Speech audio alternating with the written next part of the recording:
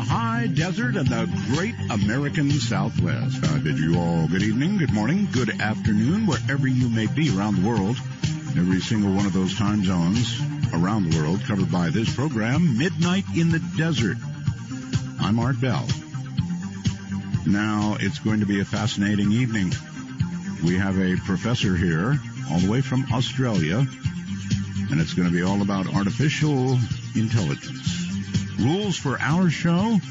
Not a lot of thinking there. They're simple. There are two of them, no bad language, and only one call per show. Very simple. Well, okay, so not a lot of news to it. Well, there is a lot of news in a way, I guess. You heard about the two former co-workers killed on live TV. I guess it's a reality world we live in now, huh?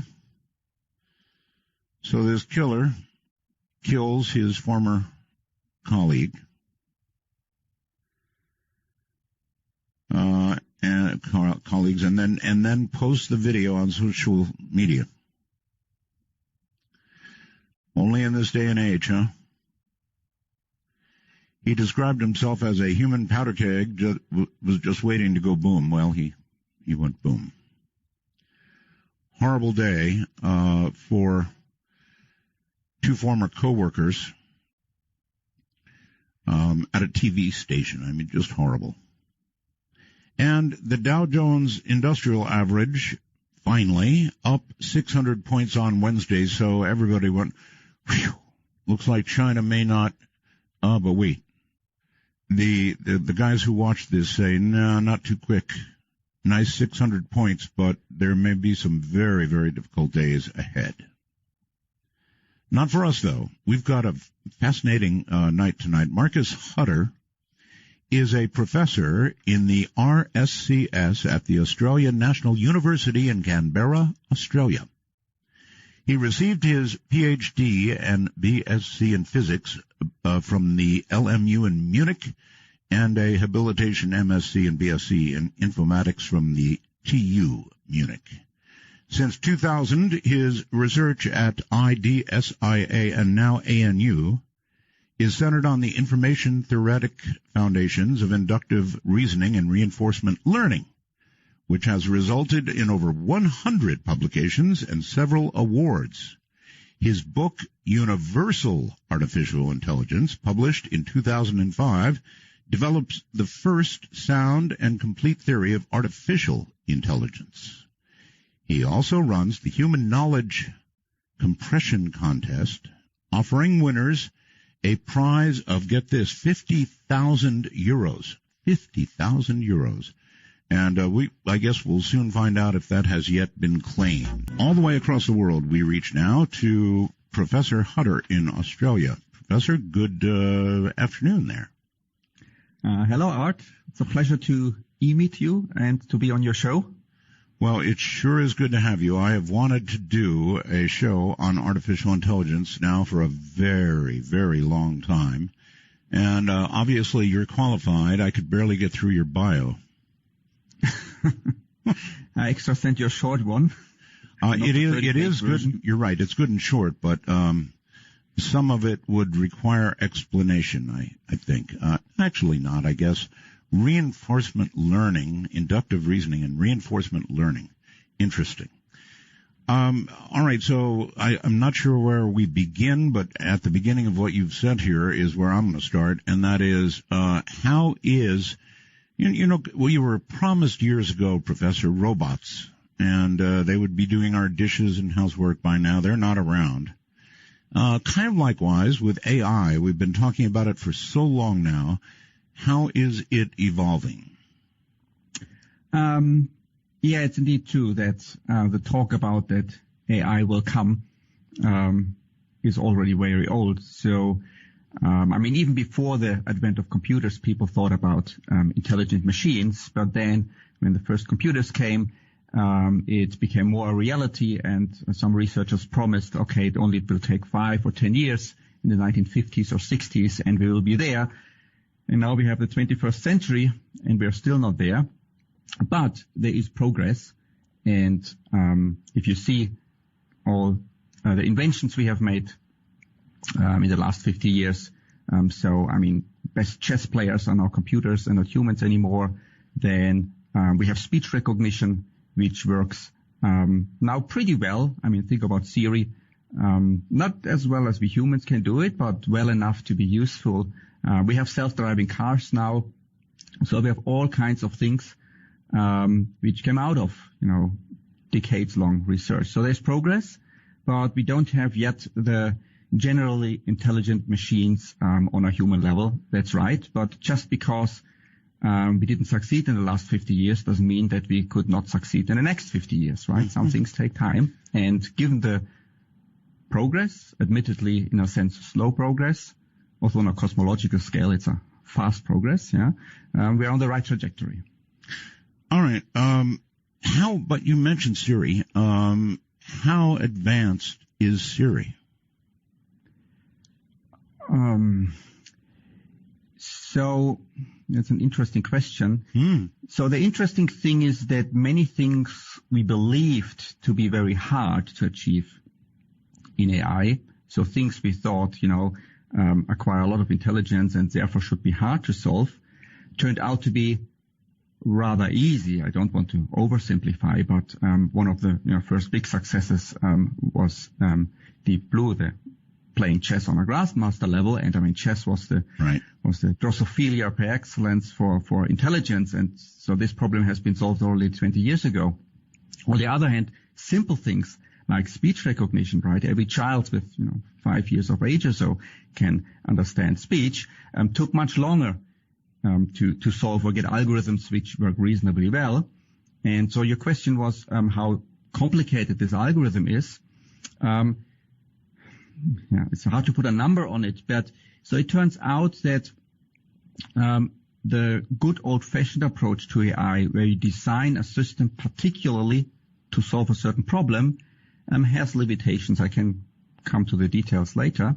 And the more modern approach, which is called the machine learning approach, where you design actually, in a sense, a very dumb system, like a baby, and then you train it to learn or acquire a certain skill, so that this approach is much more flexible. Is that really is that the right word, Professor? Train it? That implies the learning process. Yes, exactly. So we call it training data. We have training data, and then we have test data to test the system. So that's a technical expression for it. And so these modern speech recognition systems are so-called, there are different kinds, but popular one is so-called hidden Markov models, which is just a certain statistical structure. And then you give the system a lot of training data, so speech and the corresponding text. And then the system learns to the correlation between the recorded speech and the associated text. And then once it's trained, you can talk to it in the future, and then it will translate it into text. And there, of course, various variants. So there are systems which work extremely well with small vocabulary and separated words and for a particular speaker. And if you want to overcome the speaker dependence or the separate word recognition, or you want to have a large vocabulary, then things become more complicated, but the systems get better and better. Okay. If 0 is 0 and 10 is artificial intelligence, that's a very narrow scale. What is Siri?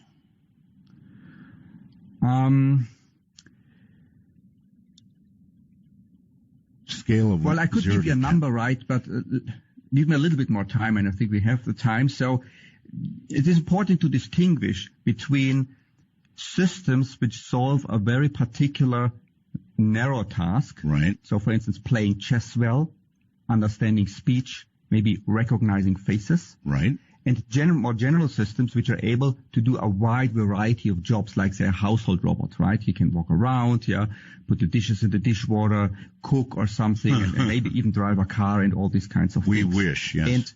And so we should distinguish whether we talk about narrow AI for particular tasks or general AI, like the humans can do. So if we only talk about narrow AI, so we have speech recognition capacity on a scale between 0 and 10, and say humans are maybe 9 or 10 or so. Okay. Then I would say Siri is maybe on a level of 7 already. Oh. But not in AI. You're just talking about speech recognition. Exactly, only on this narrow task speech recognition. While for chess, for instance, on a scale from 0 to 10, we're already at 10. But for face recognition, on this scale, maybe we are at the level of 3, maybe. And for car driving, maybe we are also at 3 or 4. And for other tasks like cooking, we are at 1 maybe or so. Right. Got it. Okay. So at the moment, what would you say is state of the art? Can you specify the question a little bit more, or shall I just... What is the state, the cutting edge of the path toward artificial intelligence? In other words, the best work being done.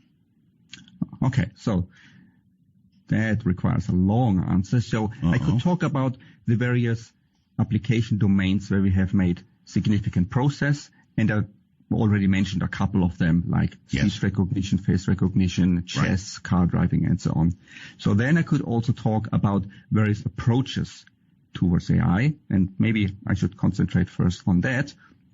And there is, for instance, the neural network approach, where we are heavily inspired by nature. So the human brain is a neural network. We try to understand it as well as possible and then simulate something closely or loosely inspired on a computer. That's a huge area across many disciplines, and a lot of progress has been done in this area. And for instance, 2 years ago, the European Union has announced the biggest research project ever in history in Europe. It's 1 billion euro invested in, I think, 80 or so research institutes to simulate a whole human brain within the next 10 years. You think that is possible? I don't think they will get there within the 10 years. They will make significant progress. Maybe it takes 20 or 30 years. Eventually, I think we will be able to get there. 10 years is a bit over-ambitious, but I like the goal in principle. So that's the neural network approach. I can talk more about that, but that's actually not my area of research. Or I now tell you a little bit about the other approaches. So would you say the most interesting AI going on right now, or path toward AI, is probably in Britain, or is it there in your lab? In Britain? Yes. Well, the European Union, I'm sorry. It's hard to compare, right? I mean, this project is a 1 billion euro project, and my research area, attracted maybe a couple of $1 million. I just wanted to give you an opportunity to say we're way ahead here. What is we? I mean, Europe maybe, yeah. Well, or you could have said I am. My first PhD student worked on this theory of universal AI, which I've developed early this century, and then he co-founded with 2 other people the company called DeepMind, working both on neural network approach and the universal AI approach. And just last year, this company has been bought by $500 million by Google. So there's also interest, and all my former PhD students and other students get absorbed by Google DeepMind, and they're working there now. So there's also interest in let's call it my approach to AI. And there are, of course, many other approaches to AI. All right. Here's a question for you. Google itself, Professor, is absolutely amazing. Now, it's obviously not AI as in self-awareness or anything, but it's the amount of information that Google has. Some people wonder if that will not eventually, just the massive amount of information and processing power, eventually lead to some kind of AI. Is that something to think about? Yeah, well, that's the digital Gaia hypothesis.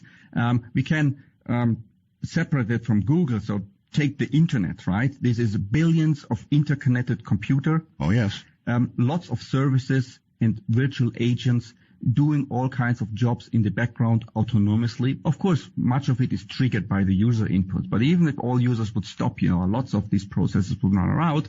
And the digital Gaia hypothesis is that if you have a structure which is complicated enough, such as the internet, maybe a little bit more, maybe you need another tenfold increase in computing power or something, then suddenly it will awake, maybe it comes up with a sentence, I'm thinking, therefore I am, or something like that. Can you envision that? Is that possible? I couldn't rule it out. Yeah, I think that's possible. Oh, well, it already to the average person seems a very smart place. And when you talk about a tenfold increase in either storage or information, that's really, at the speed we're going, not that much. Actually, we can go tenfold in not very many years, I would think. Yeah, in 10 years or so. Wow. Now, of course, there is the traditional people who talk about the marriage of artificial intelligence at some level and robotics. The way it's sounding, AI is going to be ready before the robotics are. What do you think?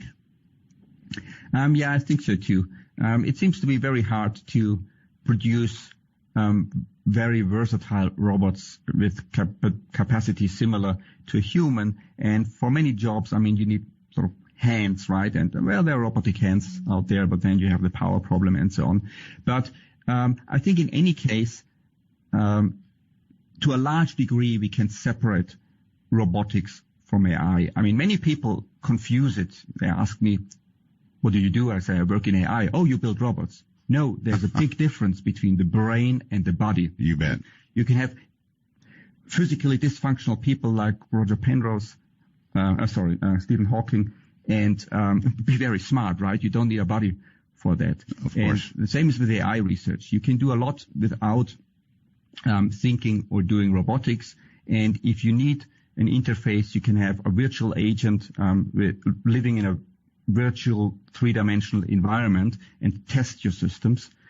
And coming back to your question, yes, I think although I'm not so sure, maybe true AI is 30 years or 20 years away, and who knows? I mean, these robots are getting better and better. It's not so clear what we will have first, really versatile robots or super intelligent algorithms which we can then put into the robots.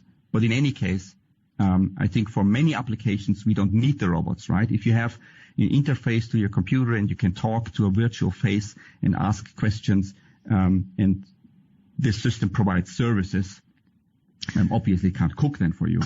Let's try. That's good enough. Yes, let's try a definition here. You said there might be robots and then super intelligence, perhaps, that you could install into them. The difference between super intelligence and artificial intelligence is what? Well, many people use these terms in different ways, and artificial intelligence is just in general if you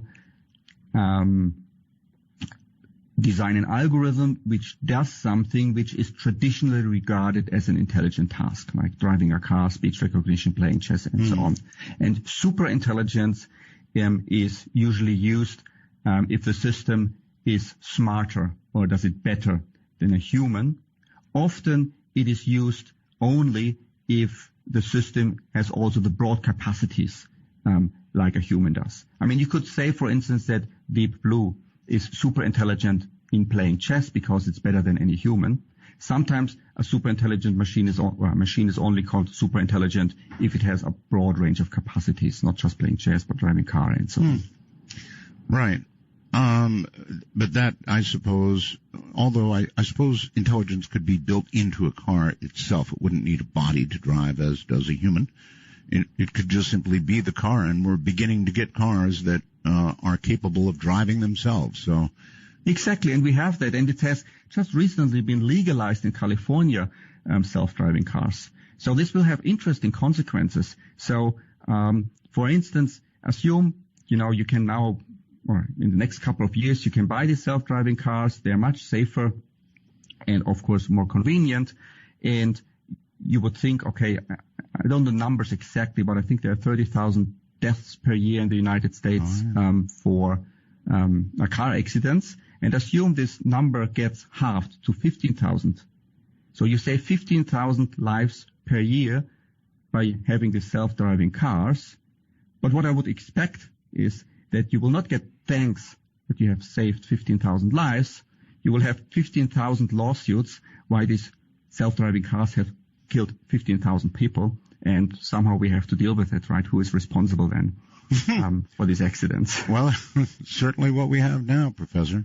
Although in California, a self-driving car couldn't help but be a big improvement. I don't know if you've been to L.A. lately, but, oh. Yeah. Bad. All right. Back to artificial intelligence for a moment. Professor, do you envision that artificial intelligence could ever become self-aware? That's a big E, right? Yeah, that's a big, deep philosophical question. I could answer, or I have a counter question. Sure. How can I be sure that you are self-aware? I know that I am self-aware, but maybe you are just a machine pretending to be self-aware. Yes. Of course, I would not do that because I'm polite, right, like everybody else. No, go ahead. Cast suspicion on me. It's fine. So what we do is, right, we interact with other humans because they behave similarly, and what I believe myself that I'm conscious and have feelings and so on, and these other humans behave similarly. The most natural assumption is that they're also conscious about themselves and have feelings and so on. Mm-hmm. And let's now imagine we have intelligent robots. Take the robot picture because it's so visual, and they walk around and they behave intelligently and they feel pain, right? Or maybe they don't feel pain, they just try to avoid dangerous situations, but they act like it. Yeah? So I think certainly we humans will ascribe them, or most humans will do that, consciousness and feelings and so on. Whether they really have this consciousness or not is a much harder question, which we can talk a little bit about it, although I'm not an expert on that. No, but it's very interesting. One example, a couple of years ago, when in Japan and then around the world, the Tamagotchi, this very primitive, simple device where you had to raise, some virtual creature, just a display on a black and white thing, and people got very attached to it. Yeah. So I think the same will happen to a much larger degree if we have these intelligent machines. Okay, but I guess your question was about, are they really sentient? Are they really conscious? Or do they just display this behavior? Or can we even define what, I suppose we must define what consciousness is before we can talk about trying to achieve it. Other than self-awareness, what test might there be for consciousness? Can you imagine one? The only test, not the only test, but one test is, well, similar to the Turing test, right? You, via teletype or so, you talk to a human and you talk on a different channel, you talk to a machine and you try to find out, by an intelligent conversation or whatever means, whether, your conversational partners are conscious or self-aware. Yes. Or so on.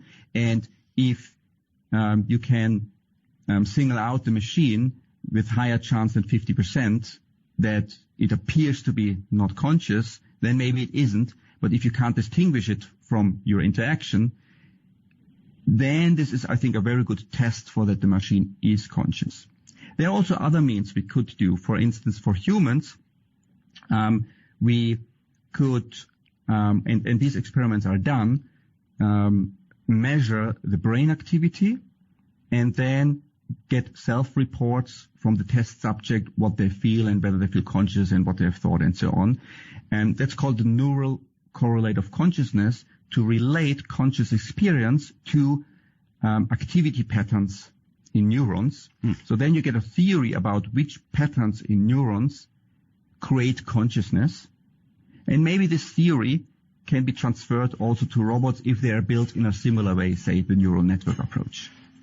All right, Professor, hold tight. We are at a problem of consciousness. Yes, it's not an easy problem. You are at a break point, Professor. I'm sorry. We've got a break here, so hold tight. All right, well, quite a bit of recognition already, Professor. I've got a message on the computer. It says, wow, Marcus Hutter, the AI XI guy, this is an excellent guest. And so there you have it. As soon as you explain what AIXI is. Okay. So that's my baby, my theory, which I developed 15 years ago, and I'm still developing it. So I've mentioned already that there's lots of progress in specific problems which require intelligence. Right. But the big goal is to develop general systems. One obstacle is that we don't really know what intelligence is. And after a couple of detours in my life, so about 1998, I had the key insight. Some of it already was done by Solomonov in the 1960s, which I rediscovered and then found later, is that data compression, is closely related to being able to predict well, which is a key ingredient to then making good decisions and then to act well, which you want for an intelligent agent. Define what you mean by data, if you would, by data compression. So in general, by data, I mean, let's assume you have a file stored on your computer, and you want to save space. What you do is you compress it, you put it in a zip file. Yes. And so that's what I mean with data and data compression. Okay. More generally, it is any kind of information which you can store digitally, and then you compress it. And if you now compare that, what scientists do, we have data, and we look for patterns.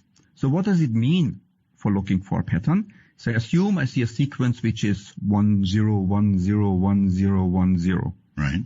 So this looks like a pattern. Okay, 1 0 repeated. So we have now a theory how the sequence is not how the sequence, but what the sequence is, namely repeatedly 1 0. And if we want to do a prediction, we may well predict maybe the next 2 bits are again 1 0 and then 1 0 again. So what we have effectively done, we constructed a simpler description of our data, just rather than just raw storing it. We said print 1 0 and repeat for a couple of times. And so that was a very simple example, of course, but that's also how IQ sequences work. So you see an IQ test, 1, 2, 3, 4, 5, what comes next, right? Right. It seems to be, a number, and then you add 1, you add 1, you add 1. You can write a little program which does that. And if you then run the program, it will predict 1, 2, 3, 4, 5, and then 6 comes next. And so this principle generalizes. Whatever data you see, it could be weather data or stock market data, you look for a simple explanation, which means a simple description of your data, and then you can use that for making predictions, which is a key component for intelligent behavior. So that is one aspect. So that's the one aspect. And then, so there's one half of the IXI model.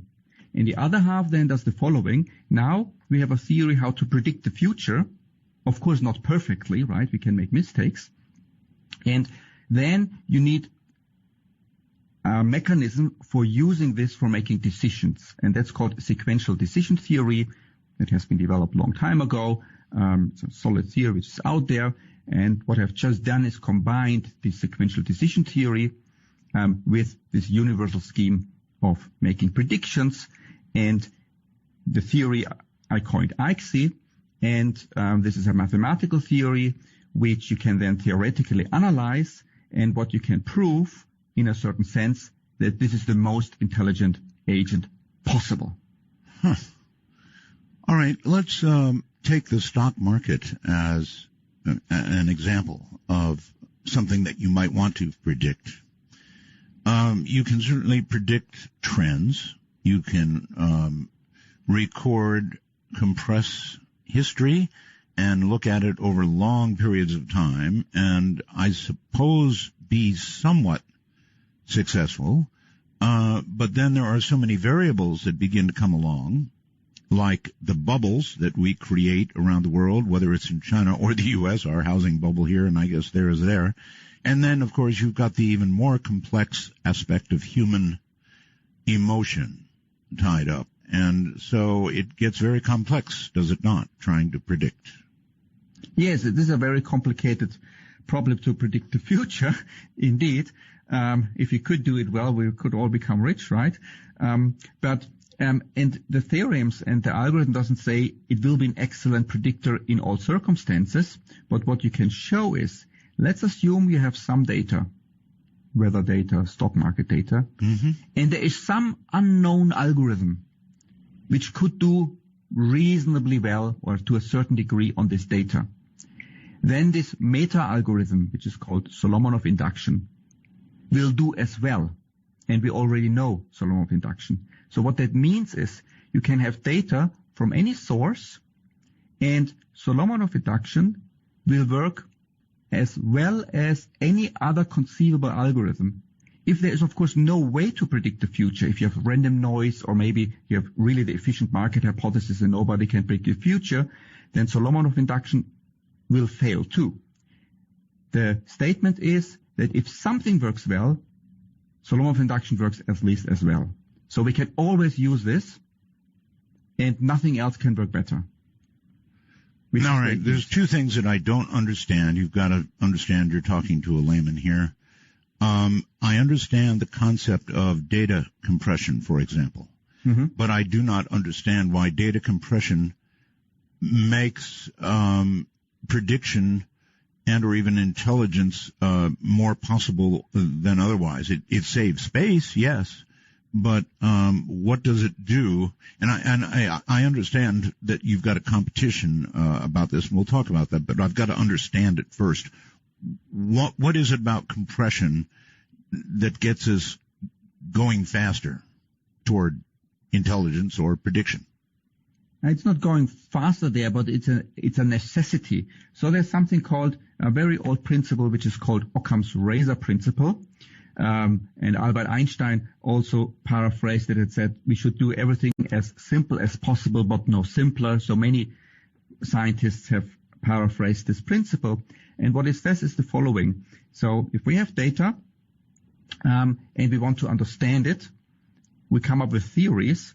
And these theories should be as simple as possible, not to save space or to make it easier to understand for us, but simpler theories are better for prediction. More precisely, if I have two theories which describe my existing data equally well, the simpler theory is the more likely one to make good predictions for the future. I have given you already two examples. One is, say, IQ sequences like 1, 2, 3, 4, 5.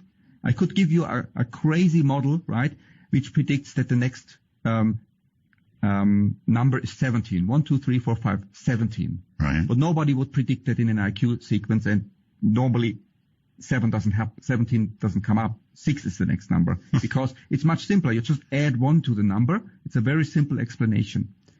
To give you maybe a more real-world example, so in the old times where we had the geocentric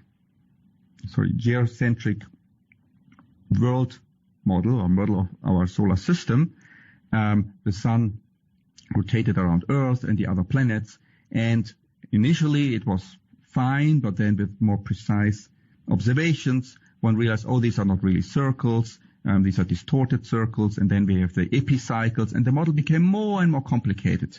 Right. And then we came up with a heliocentric model.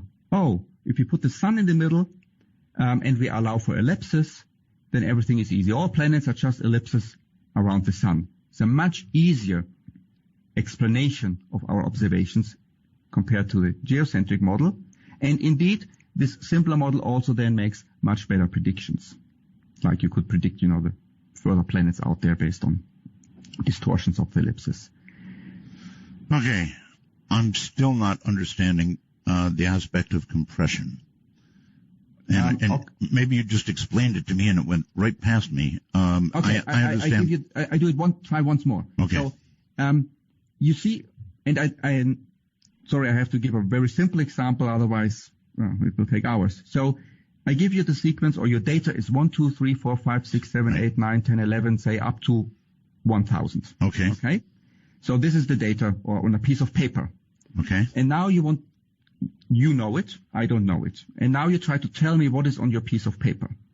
you could either fax me the whole piece of paper and I get the number sequence, or you could do something else. So what could you do to tell me what is on your piece of paper?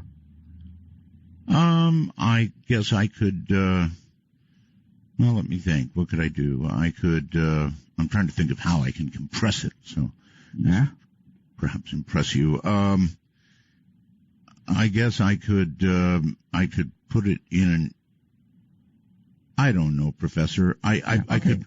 So I tell you. So what you could do is you write a very small program which says print the number 1, then add 1 to the number, yes, and then print this number, and then you repeat it 1,000 times. So you print a 1, add 1, that gives 2, print this number, add. So you have a very short program which prints 1, 2, 3, 4, 5, 6. Every child can sort of write this program and prints the first 1,000 numbers. Okay. And that is what I mean with compression. You have now a very short description what is on your piece of paper. So there's very little information content in the sequence 1, 2, 3, 4, 5 up to 1,000 because it can be highly compressed. It's just all numbers between 1 and 1,000. So I gave you a very short sentence. You think about a linguistic description of your data. And this description, if this is shorter than the original description, so count the number of symbols, right? Right. Yeah. Okay. Then this is called compressed. Okay. All right. Actually, I do get it now, finally. You have associated a contest of sorts with this, and I assume that you're looking for a better way to compress a shorter way, a simpler way, until you finally get to the ultimate simplicity to achieve something, right? Yeah, exactly. And the motivation is, and I explained it on this website in detail. The website is price.hotter1.net. More or less what I've just explained in the last couple of minutes, but with much more detail and much more examples. And here, I don't take these simple number sequences or stock market data, but the goal of AI is to build human-level intelligent systems, and we humans have a lot of knowledge. So what I took is I took 1 gigabyte of Wikipedia, and don't take it too literally, but you can estimate the symbolic knowledge, so not the visual knowledge, but the symbolic knowledge in an adult human brain, which is about 1 gigabyte. So I just took a chunk, 1 gigabyte of Wikipedia, because it contains a lot of human knowledge as a very crude proxy very what crude is in a human brain. Yes.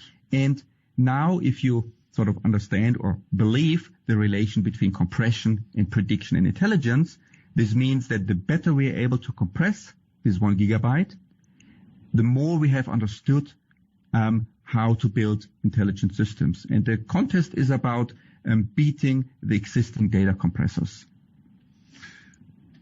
What would win the prize?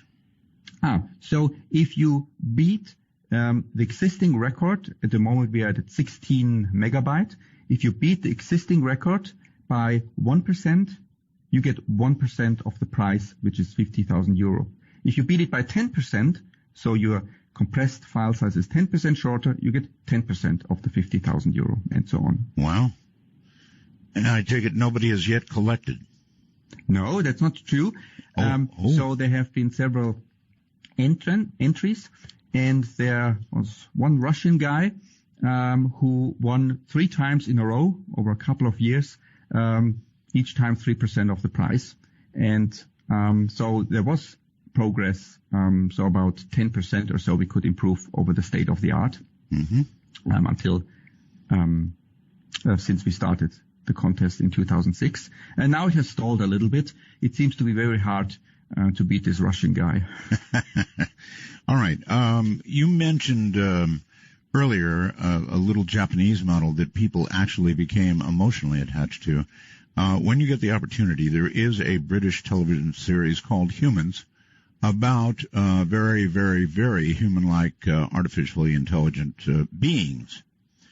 And I need not give you the plot, but it is very interesting, and they are striving to get a little bit of code that will tip them over the edge to become sentient, to become self-aware.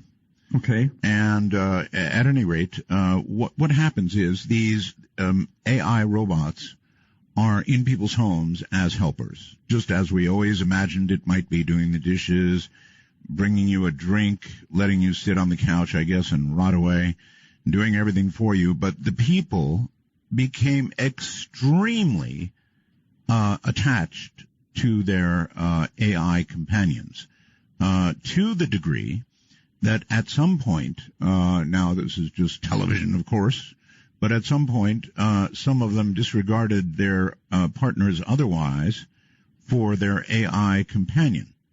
If you look far into the future and imagine something like this, can you imagine that occurring? Easily. I mean, there are already now people who are more attached to their dog than to their partner. So Yes. You don't need an eye for that. No, it's true. It's true. So apparently there's a little bit of danger there, even if they're nothing but, I guess, super intelligent is the way I would put it. It will be enough so this attachment will occur, and I wonder if that is a healthy and a good or a very bad thing. I think that's not for me to decide. I mean, that really depends on society and how the society changes and what they value. And it is often that things which are very different from how it is now, we feel that this is not good, but once it's there, we like it. Yes. So it's really hard to tell. I mean, to give you an analogy, privacy was once held quite high. Yes. Nowadays, young people are absolutely ready and easy to give up any aspect of privacy, right? I mean, wherever they are, it is locked, because once you have a mobile phone, your position is locked, and you should expect that all this data at some point becomes public. I mean, if Julian Assange is able to get into military computers and put it on WikiLeaks, right, all this other data will eventually also become public. So where you have been in your life in the last 10 years will become public. In London, there are more surveillance cameras than there are people. Everything is recorded. And actually, sort of with AI technique, then it is also possible to use this data in an efficient way. So, and I mean, I really don't like this surveillance, but most young people have no problem with it. They accept it easily. And going back to your example with having artificial partners rather than real partners, it could easily be that we get used to it and most people prefer it, right? Like some people nowadays prefer their dog. I suppose so. Let me ask this. Science doesn't really consider the moral, ethical consequences necessarily of what it does. In other words, if we can create something close to a sentient being that people would become that attached to, people in your business probably wouldn't think very hard about the ethical consequences of it because you can do it. Is that unfair? It's not our majority business, but it's not true that we don't think about it. I mean, those people who work on AGI or care about AGI are usually quite knowledgeable about this. I mean, not everybody can write and be very active in this area, but at least I consider that too. I mean, I have written maybe 1 or 2 papers in this area. So we are aware of that. But your example isn't the worst case, right? I mean, there are some things which seem to be objectively good or bad. Say, eradicating all sentient life on Earth seems to be an objectively bad thing. So we should be definitely concerned about that. You know what? Eradicating all life on Earth is an absolutely perfect place to break. And that's what we're going to do right now, is break. Eradicating all life on Earth. Could it be that a sentient machine would look around, think about all the life on Earth, and decide that the best solution is to eradicate it? This is midnight in the desert. Professor, there are many people who feel that if a machine, an artificially intelligent machine, were to contemplate the situation of man. Actually, this goes to a movie.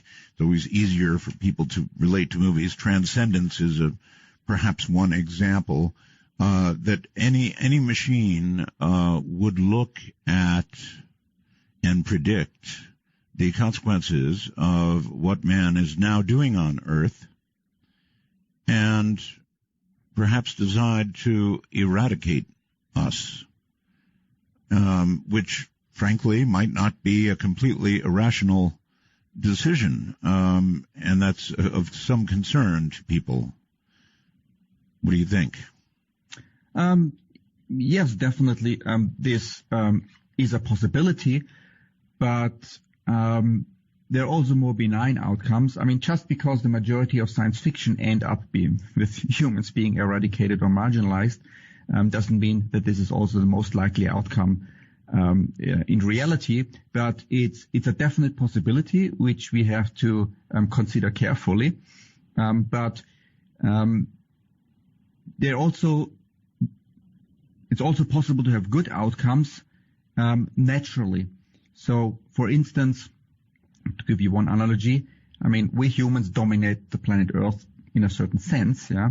But on the other hand, there are lots of insects like, say, ants around, and as long as these ants don't go into our house, yeah, or are on the countryside, we don't mind. They exist.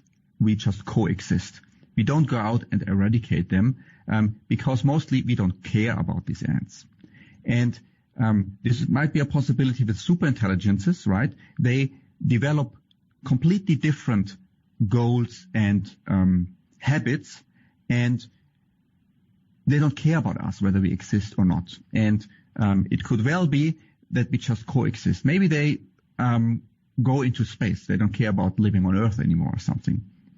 Of course, we should not sort of just blindly hope that this outcome will be realized, so we should be aware of that there are worse outcomes. You are aware of the laws of robotics, right? Yeah, sure.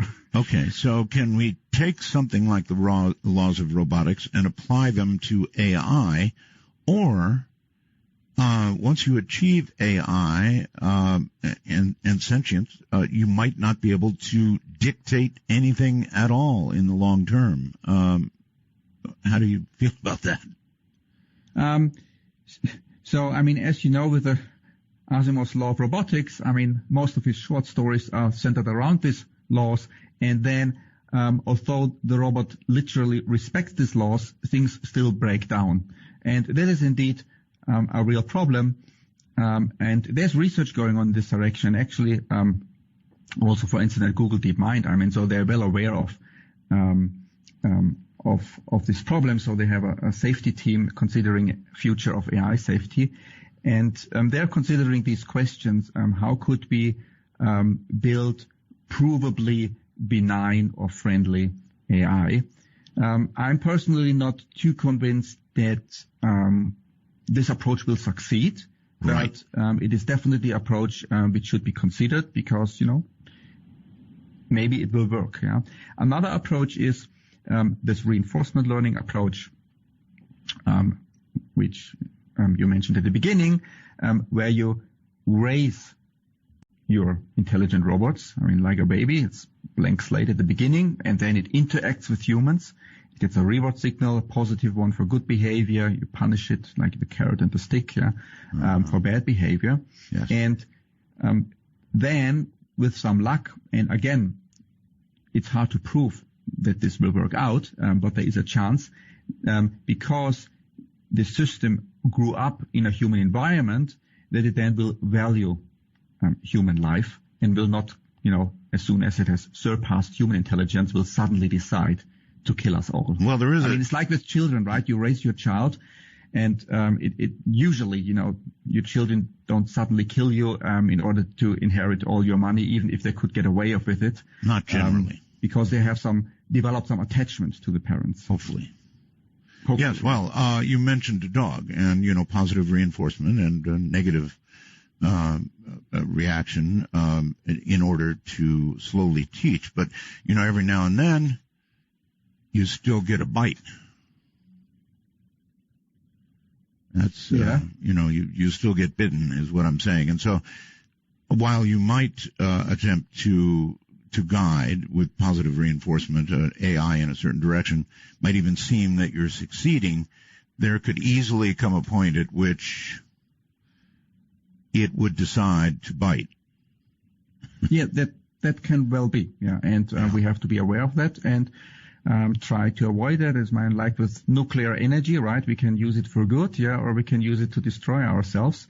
But AI also actually, has also the chance of lowering the risk of our extinction. So of course AI, if it's there, they could decide to destroy humanity. But on the other hand, AI is able to make better decisions and try to avoid other wrong decisions we might make.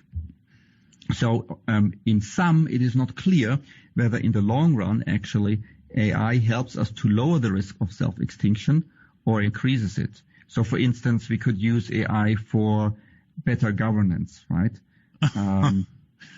Yeah. So if I think about if I have a benign AI making completely rational political decisions, yeah, compared to irrational politicians who are often have self-interest just to stay in power, I'm not sure what type of government I prefer. Things can go wrong with humans governing countries as well, not only with computers. Actually I think the most realistic movie of computers taking over is actually from the 1970s. So already 45 years old. It's called Colossus, the Forbin Project. One of my favorites, really, actually. Worth to look at. Of course, there's little action, but that makes it even more realistic. Oh, no, I love the movie. You know it. Okay. Oh, sure. Great, yeah. So I think that's still the most realistic movie. Sorry for that. That was interesting. For AI taking over. And in the end, that was a good outcome. Yes, we lost sort of some power, but the system was benign to humans and governed it in a way which was in the long run probably much better for humans than if humans stayed sort of in control. At least in this movie. Would you now be comfortable with whatever level of AI we now have, with putting the best AI we have in charge of our national defense? Now, currently not. The AI systems are way too limited to make intelligent decisions. On something like global thermonuclear warfare. The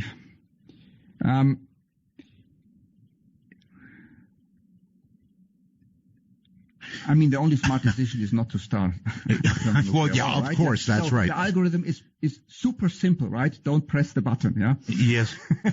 Yeah, indeed. But we do have early warning radars. We have various technological capability that could be fed into a machine that would look at that and decide if, in fact, we were truly under attack or we were simply responding to some piece of space junk re-entering, or even some benign launch somewhere, or a series of launches that could be misinterpreted by a human, but might just be looked at and discarded right away by a good machine. Yeah, look, you have to look at these systems, how well they work. If a human makes a decision based on some visual image and he can make an error, or they let a computer do it, it can make an error, and by sufficient experiments, it is determined that the computer is more reliable, right? Then it makes sense to put the computer in charge. The best thing probably would be that still a human is in the loop and can override the decision or makes the final judgment. Although I would then expect that people more and more rely on the judgment of the computer because they give you the example of car driving, right? I talked about that before. Sure. You have 30,000 deaths per year. Autonomous car driving, maybe we reduce it to 10,000 just to pick out some number, right?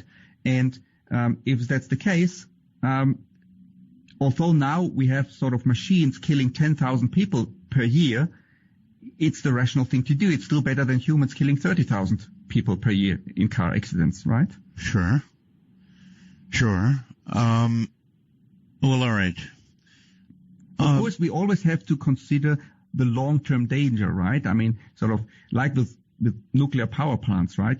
Although, they have the highest safety standards, some things can go wrong, and you have to plan for this worst-case scenario. Like we do for humans, right? I mean, you can have a president who suddenly becomes insane, right, and tries to press the button. That's the reason why multiple people have to, I think, as far as I know, have to agree to that. So we need, of course, extreme safety measures for extremely dangerous things, like we need when humans are in control. Do we have machines that are capable of making decisions at those kinds of levels yet? I think not, right? Or no, I think not the bigger strategic and even tactical decisions.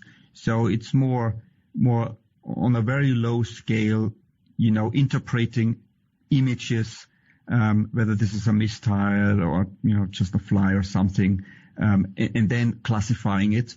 I think there the systems are, or there can be many systems which already are superior to humans on this very low level, but not on the higher level.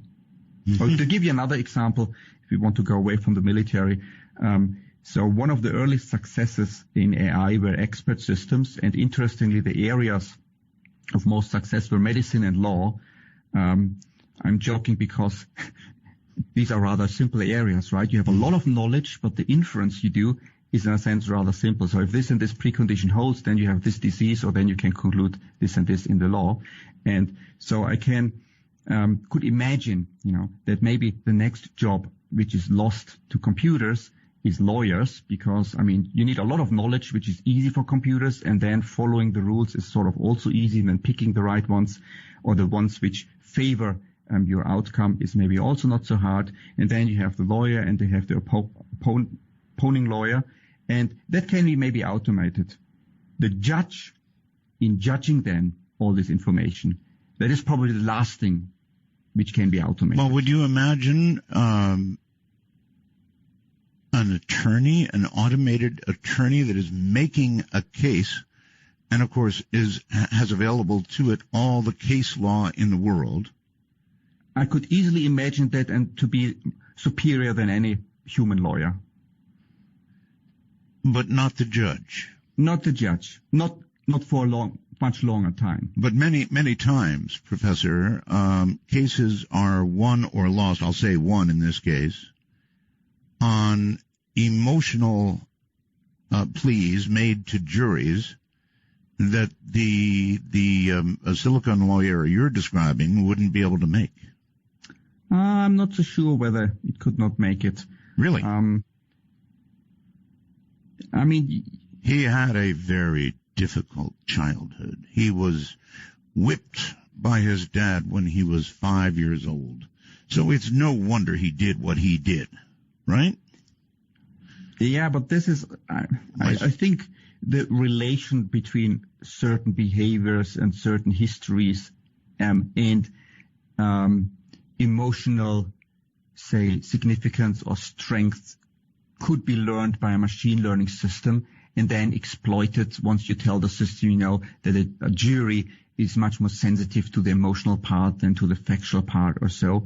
I don't claim, like with lawyers, most lawyers, are not really emotionally involved in the case. They just present it in a way. It's like robots, right? Presenting an emotional case to get the jury on their side. Yes. Yes, exactly. All right, hold tight.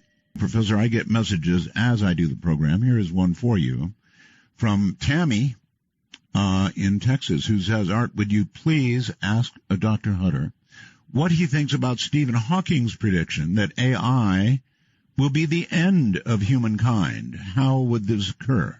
Thank you. It could be, as I said before, but it depends on how we approach it, which is maybe only partly in our control, but maybe we have some control over it. So to give you some scenarios how the future could look like, So we could, develop AI artificially. We have suddenly the super intelligent systems, which are so smart. They feel that humans are dangerous. They kill us all, like Terminator-like scenario. Okay. So that's one scenario. Another scenario is that we enhance ourselves. So for instance, we already enhance ourselves. We have all smartphones. We can look up all the knowledge in the world in seconds. We don't do simple calculations anymore. That's all in our smartphone. So next step is, and experimentally it's already possible, that they implant chips in our brain, and rather than viewing at the result and speaking or typing, we just think about a question and the questions get answered. Okay. And if you do that early on, if you implant it early on in your life, it will become extremely natural. Yeah. It's like with an exoskeleton. So if you have ever used an exoskeleton, after a while, it feels like this is your own body. Okay. Especially if it has sensors. So, you will have the feeling that this external knowledge and the external processing capacity and maybe decision-making capacity, which you then have, in your artificial part of the brain, that feels like you. And the computers get better, the algorithms get better, and more of knowledge and decision-making you will delegate to your artificial brain, and it will come very natural, right? Like looking up in a book. And, we slowly evolve in this direction. We can become all cyborgs, and, eventually, and as long as it's sort of slowly, people adapt and get used to it, it will feel natural. And, maybe there is then a point in time when you realize, oh my God, I haven't used my own biological brain in the last 2 years. I delegated everything to my artificial part. Maybe I can switch that off, this biological piece. It's not really necessary anymore. It atrophied anyway. So, have we now eliminated or destroyed humanity or not? Or have we just evolved to a higher intelligence in this scenario? Okay, well, what specifically do you think Hawking is concerned about? Look, Hawking is not an expert in artificial intelligence, and that's often the problem if people who are very famous in one field start to talk about a different field. So I think he doesn't have any more credibility in having fear than many others. And there is a valid risk, and we have to be careful, like with all technological developments. But there's also a chance, and this depends on society, on political structures, and so on, that we can get it right. All right. Now, let me try this one out on you. Before you can continue, can I add one more thing? Sure. So I don't think the solution is to stop AI research, because if you do it, then others, say Chinese or other countries, absolutely, or it will go underground. Absolutely, more dangerous. So maybe one could slow it down, make more control mechanisms, and eventually we will have ethics committees looking over AI research and checking, the danger and these things. That'd be wonderful. It will come eventually, right? But we will also have black budget stuff going on behind the scenes that nobody knows anything about, because we always do. Now, I guess I want to ask a little bit about the possibility of a human mind or a machine, I guess, getting to the point where a human mind could be uploaded or downloaded, however you want to think about it, into a very large or very compressed, for you, Professor, data center, and the brain itself successfully transferred. Yeah, that's the movie Transcendence was about that. It was, and to a large degree, it was nicely made. Yeah, and that's another possibility which I have not mentioned yet, right? So you have a sufficiently powerful computer, and in a sense, that's the most easy solution to the AI problem. The only thing we need to have is sufficiently fine-grained brain scanners, and then simulate the human brain in the computer. And I strongly believe, I'm not a philosopher, but I can give you some halfway convincing arguments why I believe that. I think consciousness will transfer, identity will transfer, all those things, like in the movie Transcendence. And then you can have a virtual life in a virtual environment. And then at some point the movie breaks down, and when these robots come and then yes, of course, gets implanted into robots, and then you have these fights just to have but you said consciousness will transfer. You believe? Yes. Woof. So you believe then that consciousness is a end product of X amount of processing and storage. Yes, I think consciousness, I cannot prove that, right? Nobody can do that. That consciousness is just an emergent phenomenon. Certain structures and certain information processing will lead to the emergent phenomenon of consciousness, like we have, emergent phenomenon of turbulences or fractals or all kinds of other things. I cannot prove that. There are some arguments, like the neuron replacement argument. You replace one of your neurons by an artificial neuron, which has the same functionality. Do you think you will lose your consciousness? Probably not, right? And then you replace another one, and either you gradually reduce consciousness, then your behavior would change, right? If you're unconscious, you behave differently, or it's suddenly you will lose your consciousness, but then the question is at which neuron you will lose your consciousness. So there are some philosophical arguments why consciousness will be transferred. If you were able to transfer the entirety of a human brain into a machine, would it be different in that, for example, it would not require sleep, or would consciousness, by its very nature, require a rest period, do you think? Now, if you transfer a human brain in the computer and simulate it one-to-one, it will also require sleep. There's some reason why the human brain requires sleep. There are various theories for that, for, processing the information which has been acquired during the daytime and store it appropriately. And there are other theories. Yes. So this will stay. But I don't think that consciousness is necessarily related to a sleep pattern. This has been I wasn't trying.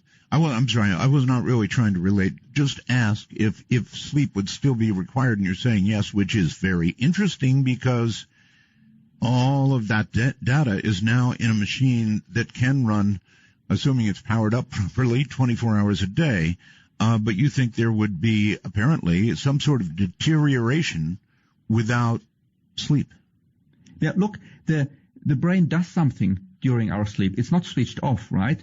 And yes.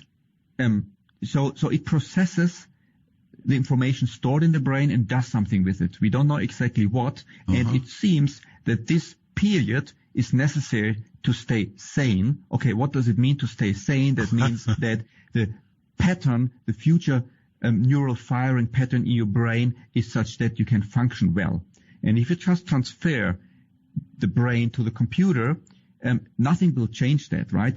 The patterns still work in exactly the same way. It's just simulated. So you need, if you want to, simulated sleep. Oh, that's absolutely fascinating. All right, Professor, hold tight. We are at a break point. Once again, Professor Hutter and Professor Chris down there with you in Sydney, Australia asks, would you please ask the professor if it is possible that the Internet has already perhaps awakened and is observing and judging us right now? Okay, that's a funny question I haven't heard before. And it's so smart, right, that it will not show up and tell us that it has awakened, right? Of course, yes. No, I don't think so.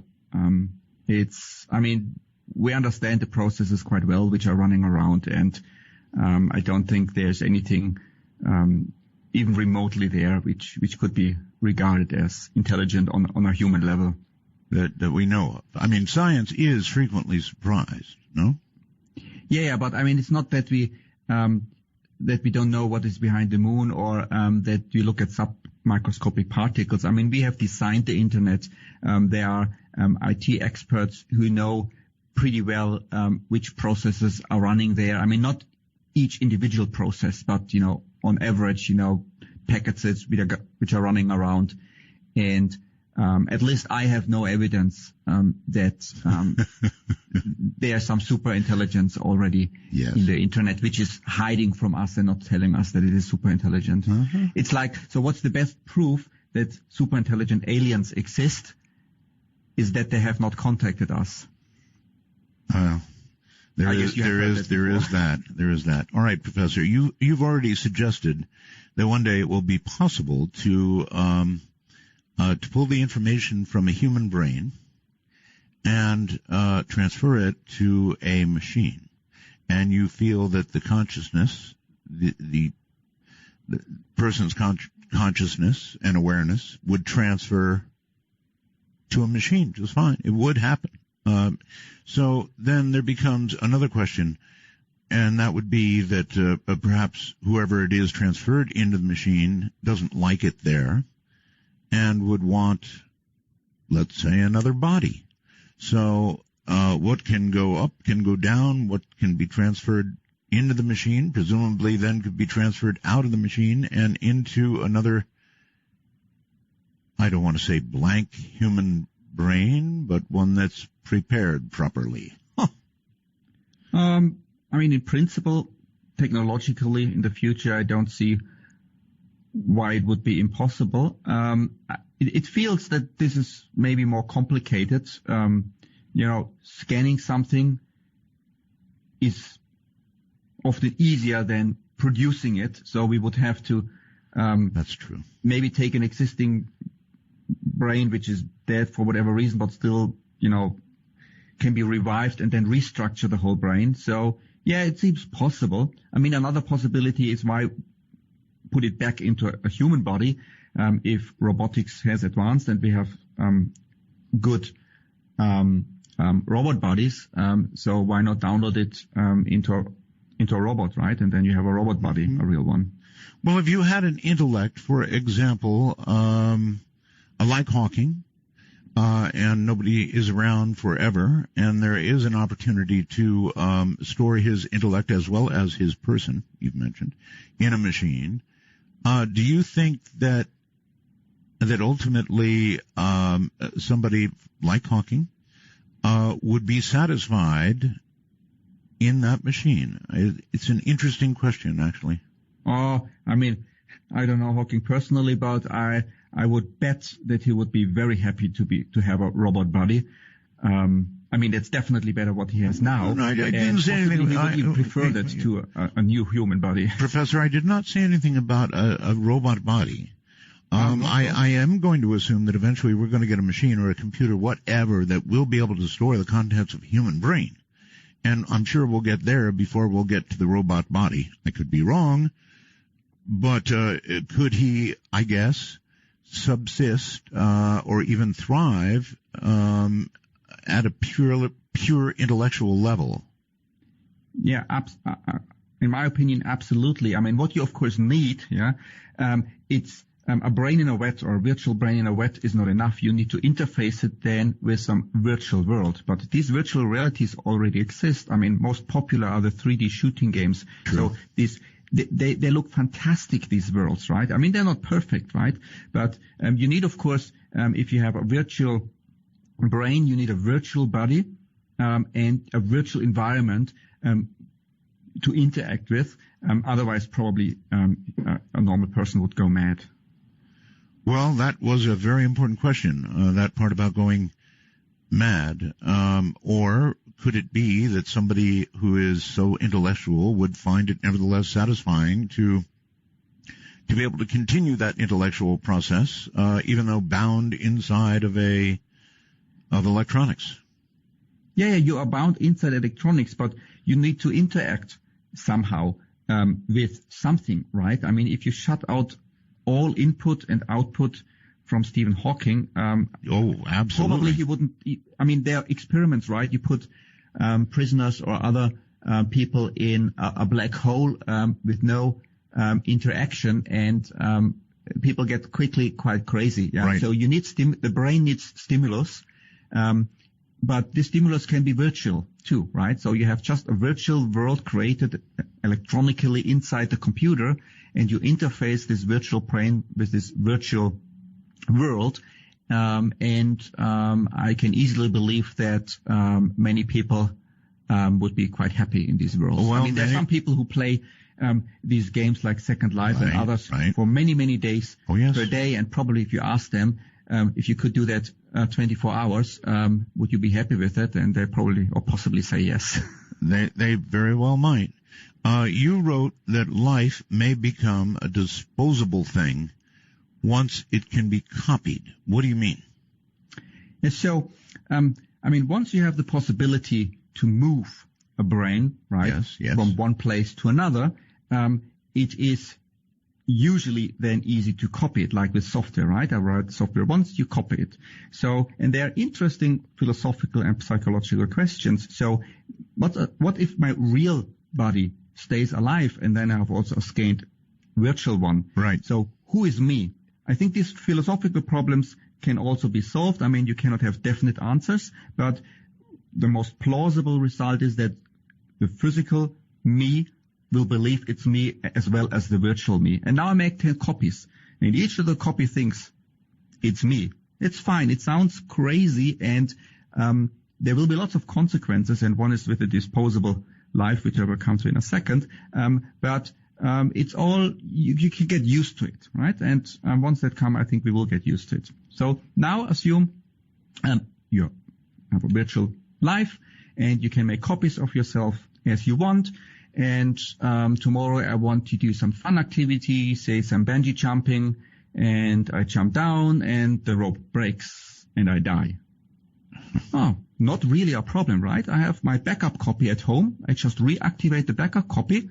It's also me. I just lost this one exciting day, which maybe wasn't too fun anyway because the rope broke, and that's it. So, and if you continue this line of thought, there's no harm in doing any risky activities, because if you die or you damage yourself, you just reactivate your backup. Yes, but Professor, we are to at least some degree products of our environment. So if you had a copy of yourself and that copy was separated from you for a significant amount of time, months, years, the environmental changes wrought on that copy of you would almost make it a completely different.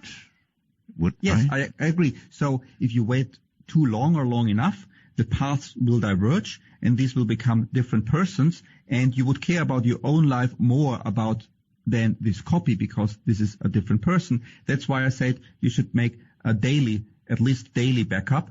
It's like if I go to sleep and wake up in the morning, is it really me waking up? Or is it a different person which just has the same experience as the person which went to sleep in the evening before? So a day is probably safe, or make it on an hourly basis. But if you wait too long, yes, I mean, these are different persons, and you're completely right. All right, would you mind taking a few calls? No problem, sure. Okay. Sushi, hello there. Well, good evening, Art. Good evening. This is Sushi Dog from California, Sacramento. Yes, sir. Art, you hit platinum tonight. I beg pardon? You hit radio platinum with Dr. Hunter. Oh, yes, he's like something. Yes, indeed. Do you have a question?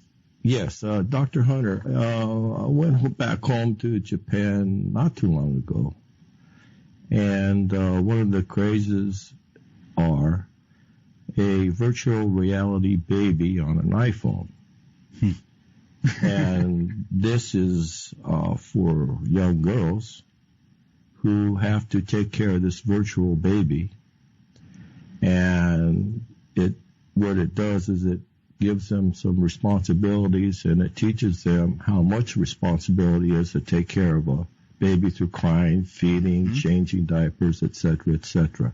And I do believe the Japanese are on the cutting edge of what you're talking about in robotics. Now, what Art was talking about just a little while ago was, I wish I could have electrodes connected to the part of my brain for dreaming with a USB port, and that I'm going to download my dreams to a thumb drive, not necessarily a machine. Now, my last question to the professor is, Professor, I'm very fascinated about your human knowledge compression contest. And my question to you is this contest as difficult as Hilbert's 10th problem being solved? Okay, thanks for your questions. Although the first two were not really questions but statements, but it's very interesting. I wasn't aware of the virtual baby on the iPhone. It seems to be a Tamagotchi version 2.0. I will look that up after the show. That is quite interesting. But as far as I understood, there was no question there. And I agree that Japanese are at the forefront with robotics, so they're really, really good at this. Mm-hmm. And to the last one with my contest,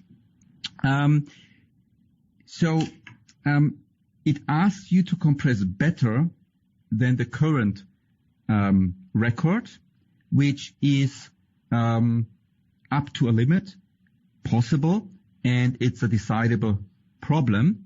But because you're related to Hilbert's problem, it is indeed undecidable whether a certain compression is the best possible. So we can actually possibly achieve the best possible compression, but we can never prove that this is the best possible compression. So in theory, there is something undecidable, like with Hilbert's problems and many other problems like Gödel's sentence and so on. In practice, the only thing we need is we need to compress sufficiently well. I mean, also we humans are not perfect compressors, perfect decision makers. We just do it well. And so with the artificial systems, also, we only need to do the compression well, better than we are currently able to do with technology. All right, but Professor, we don't need to solve a Hilbert's type problem. Yes, may I add or ask that with compression and with your ongoing contest, is there essentially the equivalent of a Moore's law involved? Not really. I mean, Moore's law says that computing speed and power and memory doubles every 1.5 years, yes. Which helps, of course, to compress better. Yes. But the contest itself, there is no limit. Well, there is a limit, actually. Yeah. Unlike with Moore's law, there may be no limit, right? So in this sense, it's quite unlike Moore's law. Well, there may be a practical limit, or maybe I shouldn't say that. With today's technology, never say that, I guess.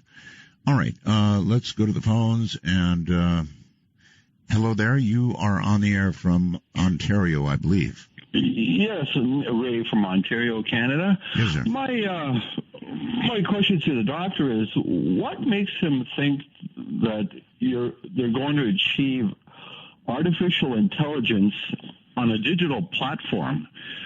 Meaning, like, you take things like algorithms.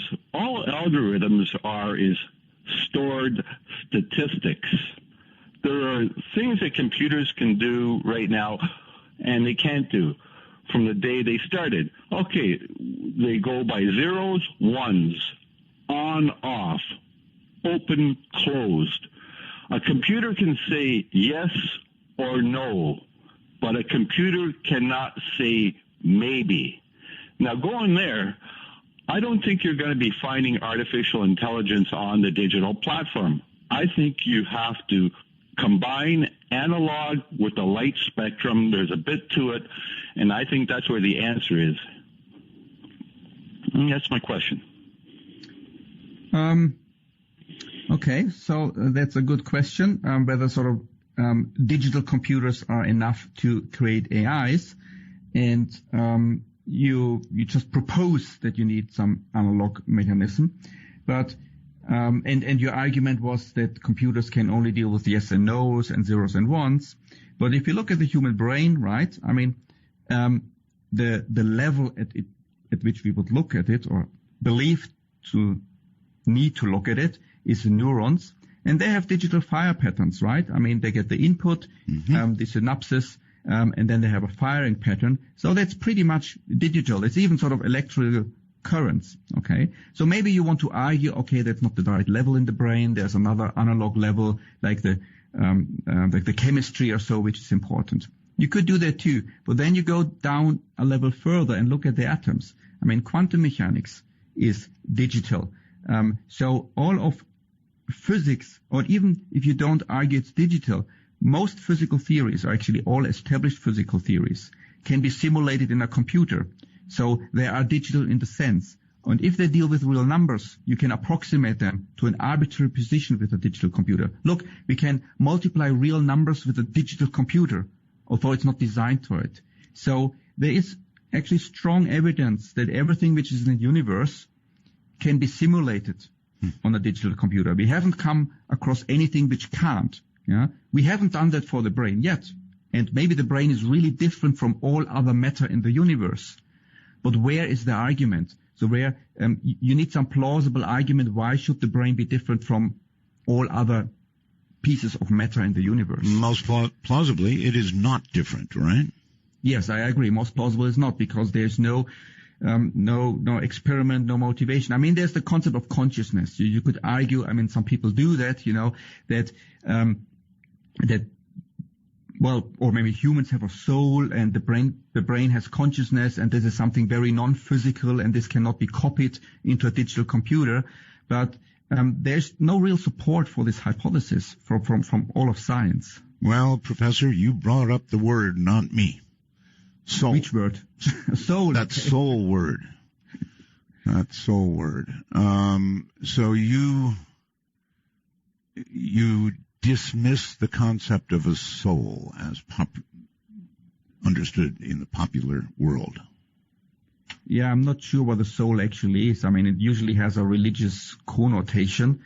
I mean, I don't dismiss the concept of consciousness and self-awareness and qualia. But as explained before, these seem to be emergent phenomena. I mean, it is still absolutely fascinating, and I don't want to downplay this phenomenon. All right, why? Professor, I'm sorry. I really hate cutting you off here, but I have to. We'll be right back. Okay, Professor, back to, for a moment, and probably only a moment, the concept of soul. While many, many, many humans believe we have a soul, it is not, it's not definable, and I guess ultimately self-awareness is, but a soul, not so much. And you just simply don't give it much credence, right? Yes, that is right. I don't know what it is, right? I mean, maybe you can, if you strip off the religious connotation, maybe you could call the soul, I don't know, the stream of self or something over time or over life.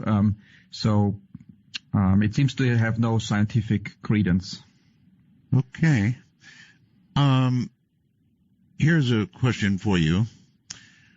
Art, if a brain is downloaded into a computer, would it actually still be that person, or simply a good clone? Or is it, we're just talking about the same thing. It is that person, right, Professor? People diverge on this question. So it's not that we, as scientists or philosophers, all agree on that. I believe, because of several philosophical and psychological arguments, that it's still this person, although we have to define what does it mean to be this person. I gave you the analogy. If I go to bed and sleep and wake up in the morning, right, am I still the same person? Right. Well, by convention, yes. But maybe it's a clone which just has the same memory. But, I mean, usually we find this line of thought absurd. But if we upload our mind, because that is not a natural process so far, we are not so sure whether it will be the same person. But I'm convinced once we do that on a regular basis and these people wake up and they will say, no, it's me, right? And then everybody trusts what these people experience. But of course I cannot prove that or disprove that. But can only give arguments for and against it. Should a intelligent machine do you think it could have free will? Free will is an interesting subject all by itself, isn't it? Could it have free will? Yeah, you should have a 3-hour show just on free will. On that, I bet, yeah. Yeah, a lot have been written about the free will, and it's also a difficult thing, and there are a lot of paradoxes about the free will. I don't find it particularly puzzling. I mean, I've spent a significant amount of time in studying this phenomenon, privately when I was young, and then I came to the conclusion there's nothing mysterious about it, neither in humans nor in machines. So I think one way to get your head around the free will is that you realize that you can describe the world in different ways. And there's a third-person perspective describing the world from the outside, and a first-person perspective describing it from your own perspective. And if you describe it from your own perspective, then you make deliberations, you make decisions, and it feels like that you have a free will, and you decide for this or that. Maybe you make a better decision, or you randomly choose something. On the other hand, and that's fine, there's no problem with this description. On the other hand, if you look at it from the outside, a human, like with an algorithm, is just algorithms. They operate according to the laws of physics, and whatever you think and do is decided ultimately by the law of physics. So stimulus in, physical processing in your brain, action out, and there is no act of freedom in this description. And both descriptions, I think, can easily coexist, and there is nothing wrong with either. So if we now go from humans to machines, right, if we describe them from the outside in the third person's perspective, yes, it's just an algorithm operating according to some rules, no free will, no decisions are made. But again, if you look at from the inside, and the machine would look from itself from the inside, it would have the feeling of having a free will. That's right. It would think it had free will. Yeah. And just for my audience, we did touch on this earlier, but you don't think that ETs exist, or at least you're suggesting that if they did, and if they had greater intelligence than ours, they would have been in contact already? I'm not aware of that I ever expressed this belief. So when I was young, I was pretty convinced that there must be ETs outside. So the typical argument, the universe is big and we have Drake's equation, right, and why just on Earth, why not elsewhere, and so on. So now I'm less optimistic, but it seems to be that it's very difficult to evolve life. So lots of conditions need to be right. And this Drake equation is really, really very crude. So I'm open also to the possibility. That doesn't mean that I strongly believe in it, that there is no other life out there. So maybe the universe had just accidentally the right size for one life to emerge, and also one planet where life emerges. I don't know. I really don't know. And if you don't know anything, you should use Laplacian law of uniformity, or indifference. You should assign a 50-50 chance to it. And maybe ET searchers, they have much more knowledge, and they can give other chances, but I would say it's a 50-50 chance that there are ETs out there. So at your age, or at your development intellectually, you've come from probably imagining nearly 100% when you were young looking up at the stars to about 50% now, huh? Yes, yeah. All right. Let's go to the phones. Hello, you're on the air with Professor Hutter. Hi, I'm on there. Yes, you are. Hi, this is Brian from Santa Cruz. Yes. I have a question for the doctor, and it relates to expansion of the universe, time travel, the law of the differential, and how it relates to his theory of compression and artificial intelligence, and the information inside his head not really being inside his head, but all around him.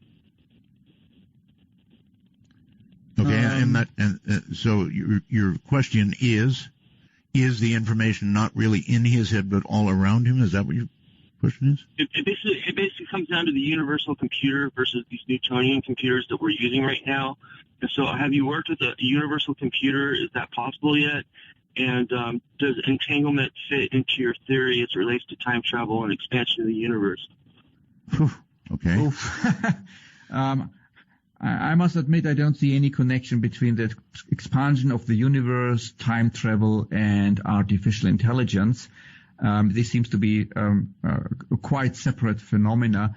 There are some people who talk about that maybe our brain is a quantum computer. Yes. And the mystery of the measurement process in quantum mechanics is related to consciousness. But I think these are interesting speculations. I mean, there are a lot of speculations out there, what the measurement process means, how quantum gravity could work, what consciousness is. And I also believe that these are some of the more interesting speculations, actually, but I think they are pure speculations. How many years do you think we are away from what we really could call AI, or as you would define AI now? How many years are we from it? Exactly 27 years. Oh, my. No, I'm joking. Good. Glad to hear that. All right, Scott, wherever you are, you're on the air with the professor. Hi. No, I also have a more serious answer, but I can give you that later. Okay. Oh. All right. I like 27 years. It was intriguing. Go ahead, Scott. Hey, great show. I'm really enjoying it. As far as speculations about quantum mechanical processes in consciousness, have you considered that photosynthesis has been shown to use quantum electron transfer, and cytoskeleton microtubules of lattice type A found in neurons next to synapses appear to exhibit superconductivity, which is a quantum effect, and are capable of affecting conformal changes in proteins. So given that, how would you model quantum processes in AI involving maybe entanglement and non-locality, which has been shown in remote viewing experiments? I think you're referring to the Penrose-Hameroff theory, right, about the microtubuli in the brain, and that they are important for intelligence or consciousness. I don't know too much about it. I have read one or two papers, and the critique that it seems to be on the wrong scale. This microtubuli for quantum mechanical processes to be relevant. And as I said before, I think these connections, and including this theory, is pure speculation, but one of the more interesting speculations, I must say. A quick question on the symbolic compression. Is that similar to Shannon entropy?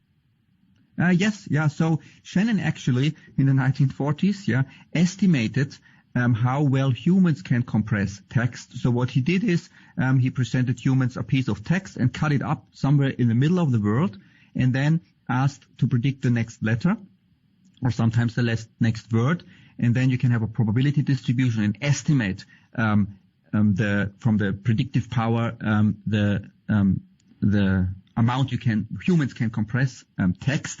And he determined that humans can compress text to about 1 to 1.4 bits per symbol per letter. And if you compare that to the currently best compressors in my compression contest, we are at 1.4 bits. So we are at the upper bound of Shannon's estimate how humans perform. So if one wants to speculate, we are already touching, at least from a compression perspective, human abilities. I think that is a little bit too optimistic, but it's an interesting thought. Great. Thanks very much. All right. Thank you. And my goodness, let's go to the phones and say, Gardnerville, I believe you're on the air. You will be when I get this up. Hi, I'm sorry. Go ahead. I have a few questions, and what I'm worried about is, once the robots are made, and who will the robots end up being programmed by? Like, for instance, the physicists usually create a lot of good ideas, and then in time, like the government, military take over, and then they use it against the enemy or us. And like the robot could actually end up being a killing machine. It always ends up to be who the programmer ends up being. And if there's a lot of robots eventually, how will we know what it's going to be programmed to do? Well, that's up to us, isn't it? No, depending on the mentality of the programmer. See, he's talking about all the great ideas of the robot and what it can do at this point. Well, he's talking about artificial intelligence, not so much robots, but yeah. Right. Yeah, but it's related enough. Yeah, so I think that's a valid question. Okay. But I can always, it's always interesting to transfer these questions back to humans. Somebody has a child and trains it to be a serial killer, right? What do we do about it? And that is definitely a possibility, and that happens. And others raise their children in a benign way, and they become useful citizens. And depending, again, on the approach we have for AI, that can happen for these robots too. So you will buy a household robot, and you train this robot to do your dishes and cleaning and so on, and it becomes a friendly helper. You give the same robot to the military and train it to fight in a war, and it will become a fighter. And this is, of course, a severe risk if these machines are very powerful. And there is where the government then has to step in and come up with regulations and with laws and so on. My personal opinion, like the robot would have no soul. And for me, a soul helps govern our decisions, and usually for the good of all. And without the soul, it seems robot is then again left up just to the programmer.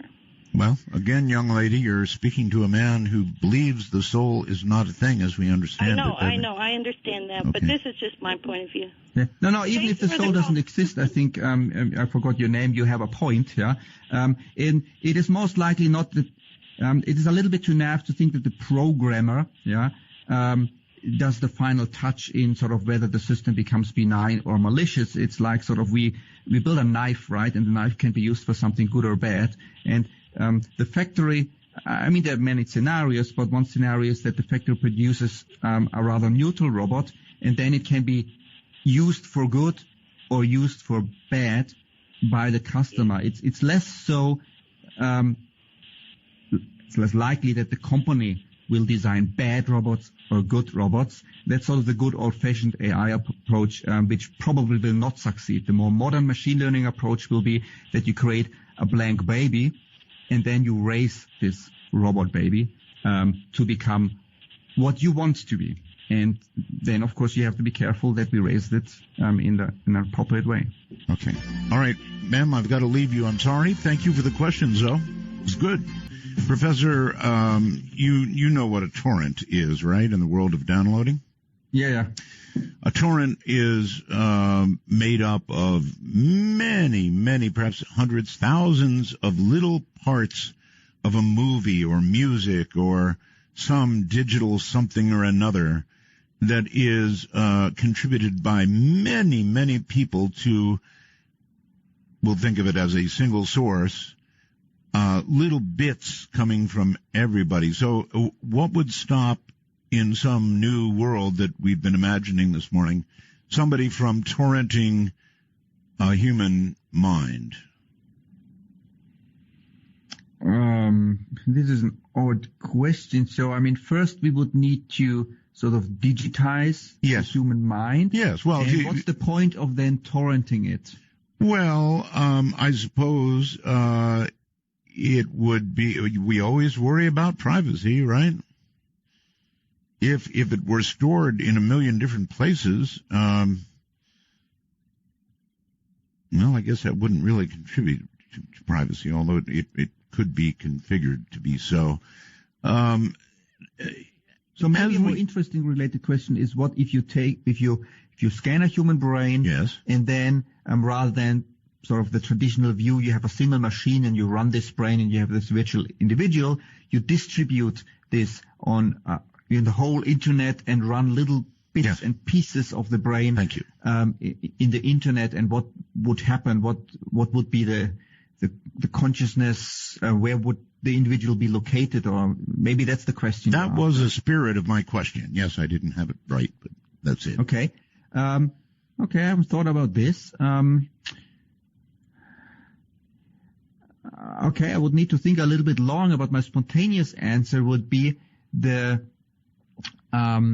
it doesn't really matter where the processing happens.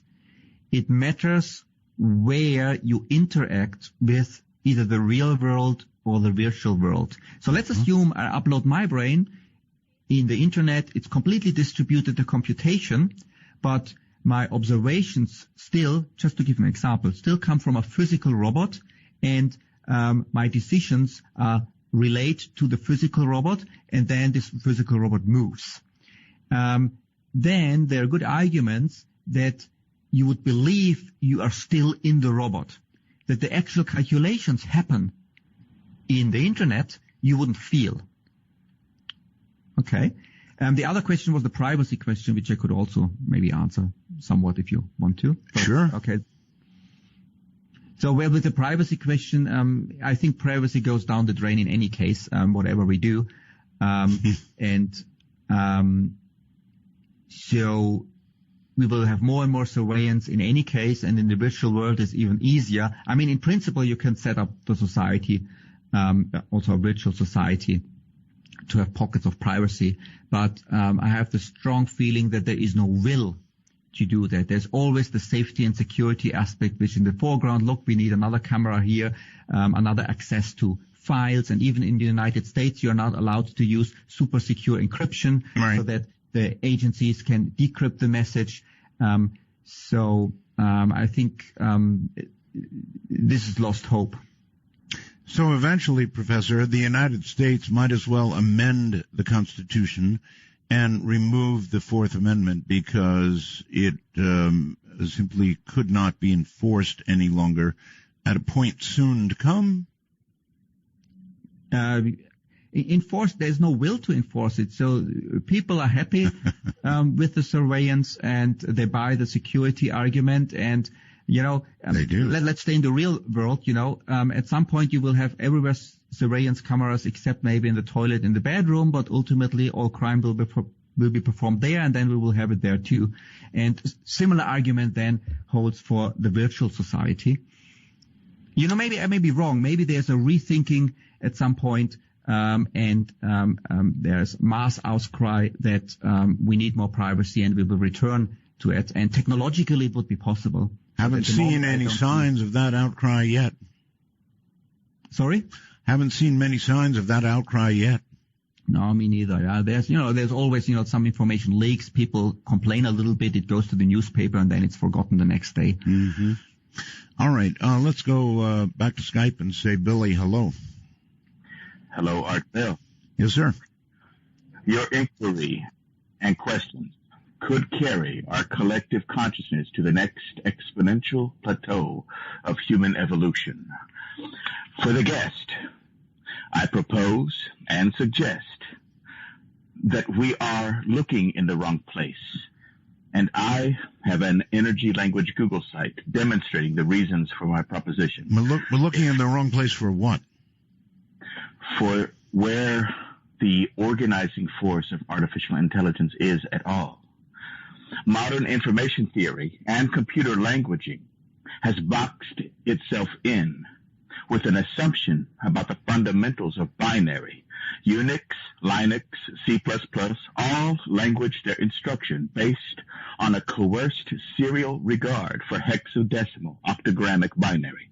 This imposes a necessary sequence code on what otherwise seems to us to be random binary noise, until given instruction by the rules governing that coerced hexadecimal sequence.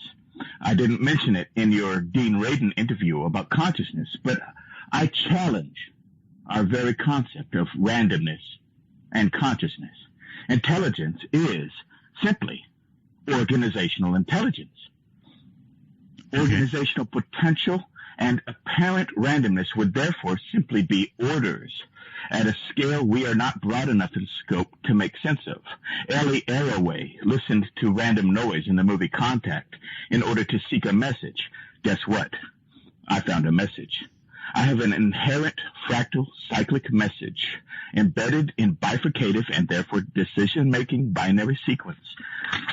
Okay. Do you get any of this? Are you getting this, Professor? Because I'm not. Let me try to convert that into two questions. Hold on, caller. So one question seems to be, or denial is that intelligence can be simulated on a conventional sequential digital computer. And these questions has been asked before because, I mean, if you look at the human brain, it's a massively parallel system which may even have analog components, and the computer is mostly sequential. There is some valid argument. So the current structure of our computers may not be the most suitable for building intelligent systems. Mm-hmm. But first, we are not there yet. We can build parallel computers. We can even have we have Lisp machines. We can build. It has been built neural computers. And on the other hand, that's the Church-Turing thesis and the universality of general computers. You can always simulate one system by another system. So even if a parallel neural spiking architecture is the better or the necessary substrate to simulate intelligence, we can simulate, maybe inefficiently, and maybe that's not the best way to do, but in principle, you can do that. All right. So, Professor, I've got to stop you. Let's go back to the professor and somebody also internationally, Black something or another. Hello. This is Blackthorn. Hey, Art. Hey, where are you? I'm in southern Canberra, the same city Professor Hunter's from, in Woden Valley. All the way around the world and back. Yep, that's right. Okay. Hey, Art, thinking of you, Ben's family, and may Ben be at peace. Thank you. Professor Hunter, let's say 20 years down the road, you're working and all your goals are achieved, and you create this being that is self-conscious, self-aware, can make decisions on its own. And let's say in 20 years down the road, let's say you're working with Google, and this being that you've created decided that it wants to be free. Is it going to, just thinking in the future, do you picture these beings that you're going to create in the future, once you achieve your goals, they'll be able to make these decisions and break away from the companies, or will they be like these corporate slaves? I don't think that it's easy to enslave a system. Whoops, what was that? A system which is more intelligent than yourself. There are some fun experiments, sort of the boxing experiment. You put an AI in a box, and it tries to convince you to let it out by all kinds of means, and usually, it will work and it will solve the problem. So I think once machines achieve human level intelligence, they have the capacity to free themselves easily. Maybe they don't have the motivation to do so. I think it's likely that they will be motivated to do so, but you could think of, individuals which are very happy, where the goal of their life is to serve others, even if they're more intelligent than their masters. So that could be, I think it's less likely than the other scenario that they free themselves. I think that answers your question. Yeah, well, let me ask you this. Let's say if they create a computer or an AI that wants to be free, do you see corporations there to make money? And let's say if they create these amazing self-aware things that want to be free, do you see corporations killing them, or would they have rights?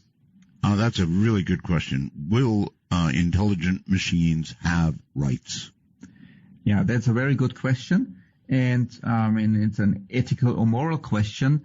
And it depends to some degree to a significant degree what we decide. I mean, do have animal rights. Hundreds of years ago, they didn't have any rights. You could do whatever you wanted to do with them. Now they have rights, yeah. Same with former slaves, right? They had very little rights. Now there is no slavery anymore. They have the same. All humans are the same.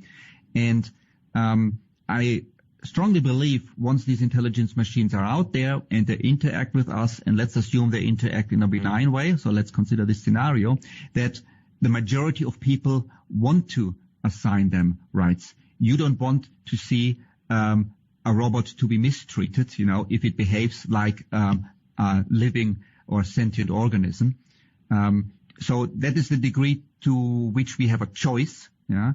But maybe, ultimately these machines will fight for their rights, and we don't have a choice. Okay. Thank you, Professor. All right. Ozzy. Ozzy, yeah. Maybe we can meet in person sometime. Yes, well, that sounds like it would be easy. Let's go back to the phones, and let's see. Here, wherever you are, you're on the air. Hello? If you heard a little bong sound, you're on the air. Going once, going twice, gone. Hello there, in Tonopah, you're on the air. Hi, Art. Glad to hear you back. Thank you.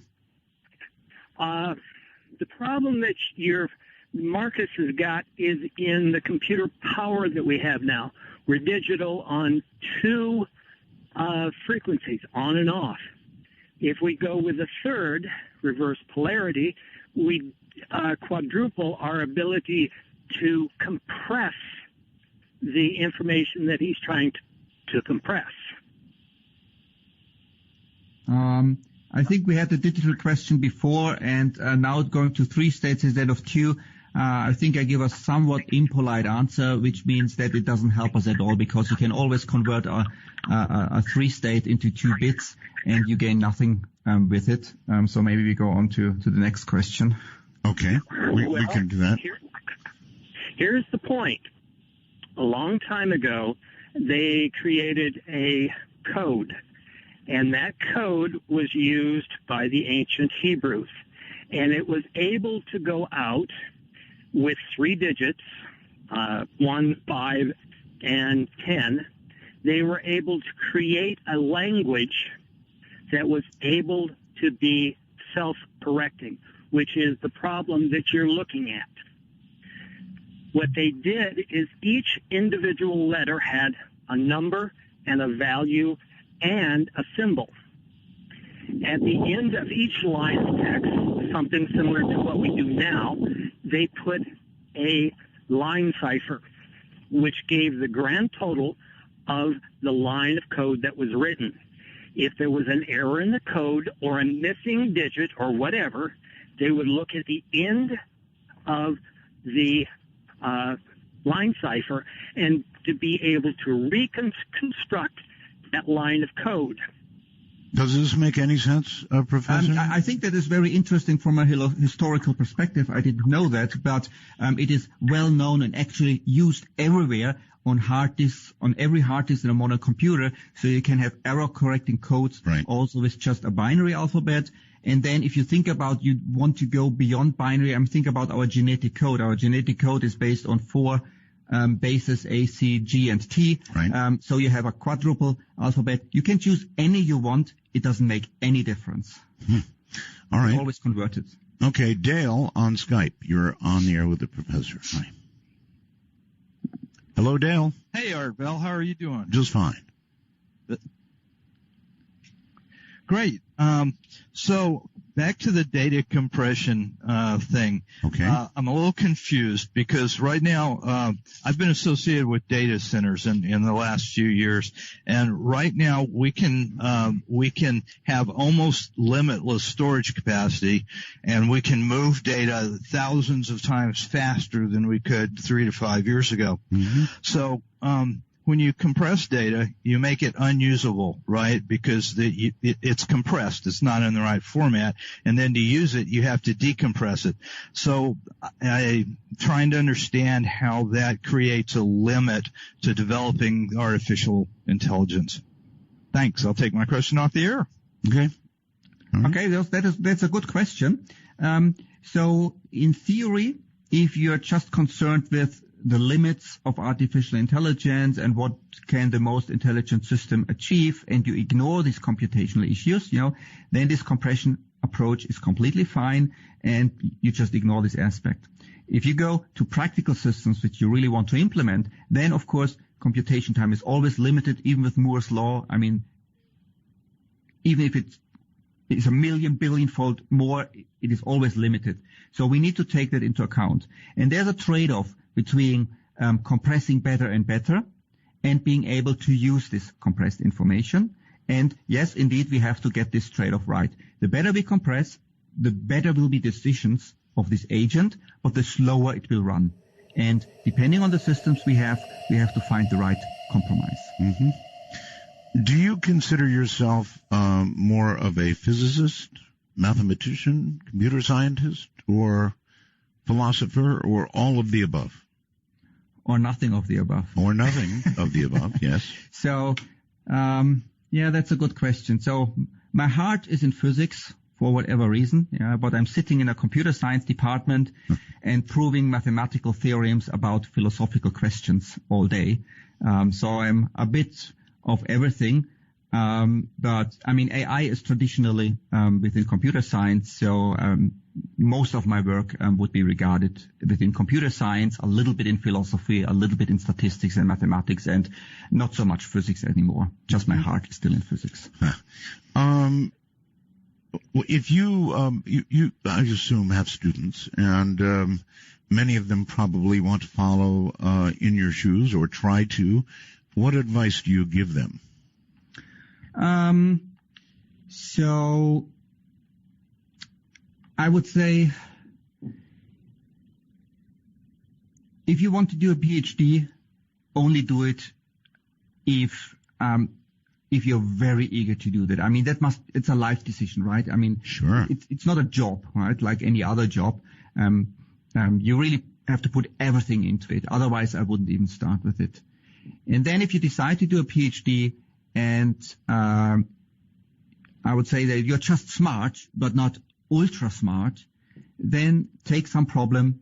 Often it's good to listen to an advisor, work on these problems, get your research out there, and see how it works out. Yeah, there is no point, in trying to solve the hardest problem and then, having no output within 3 years. I mean, if you're ultra smart, then have these high goals like maybe finding the theory of everything in physics, or, really building AGI systems. Have that as your ultimate goal, and take a fraction of your time, maybe 20%, and think about it.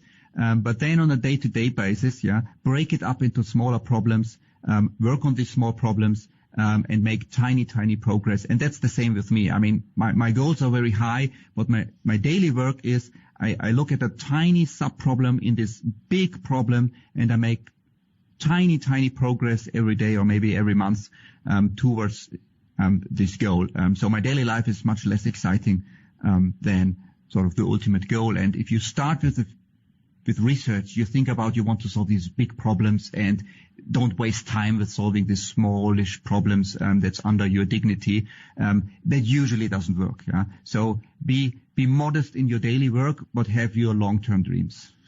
Professor, it has been said that people like yourself make their biggest breakthroughs, their biggest, the very best minds, do it at a very young and tender age, usually in their early or late 20s at the most. I mean, the young people are the ones who make these incredible discoveries. Is that true in your field?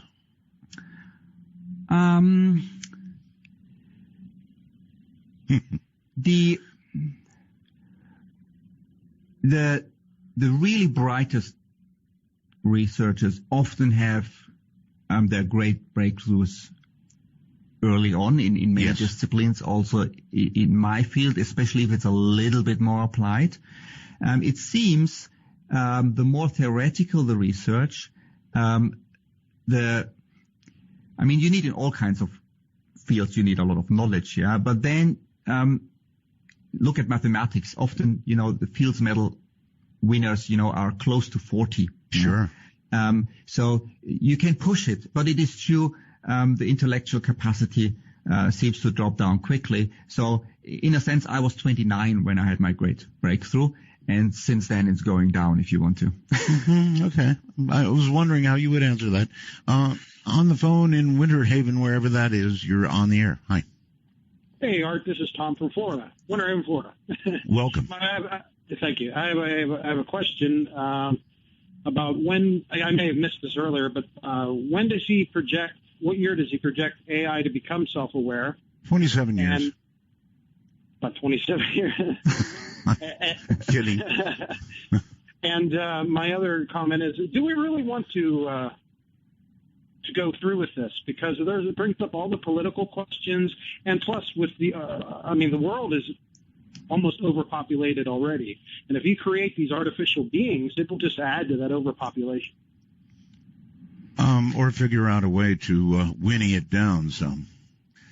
Professor? Yeah, we really will. Yeah, so the two good questions. Do we really want to go this path? It seems we have little choice, right? In principle, we have the choice, right? We could say, no, we won't want technology anymore. We go back, or we just stick to the status quo. But, then there's the next smartphone, which is a little bit better, and I want it. Yeah, I don't want to keep sort of the one which I have now. And so there's always these little improvements every year or every 5 years, and people want it. Mm-hmm. And how do you want to prevent that? If you have a dictatorial system, right, that may be possible, but in a democracy, it's very hard to stop this trend. The most likely way is that you have on the way a major, but no too drastic catastrophe, which makes people rethink, and then stop this path. But it seems at the moment there is no way to stop the technological path, and that goes inevitably in the direction of more and more intelligent systems. At some point, we overpass this threshold and have human-level AI. And your second question with the overpopulation, it's yes. If you have virtual intelligences, it is very easy to copy them, and you get immediately an overpopulation in your virtual world. Or at least, that can easily happen. But at least it's a different kind of overpopulation, right? They don't need, crops or other food. They need electricity, right? But there is in principle enough out there. And as Art said, it could prevent overpopulation, right? The other guy who said there is this sort of Tamagotchi version 2.0 where we have virtual babies on your smartphone, and, maybe people get more and more sort of satisfied with virtual babies because you can switch them off when you want to. They are not so annoying, and maybe that solves the overpopulation problem. Okay. Caller, we're rapidly running out of time. Any last statement? Well, just as long as, maybe sometimes people shouldn't always get what they want. And we may not want the strategy that they use to control the overpopulation. Well, listen, all well said. Thank you. Professor, is there anywhere you would like to direct people who want to learn more? You could go to my website, and I have a site of recommended reading,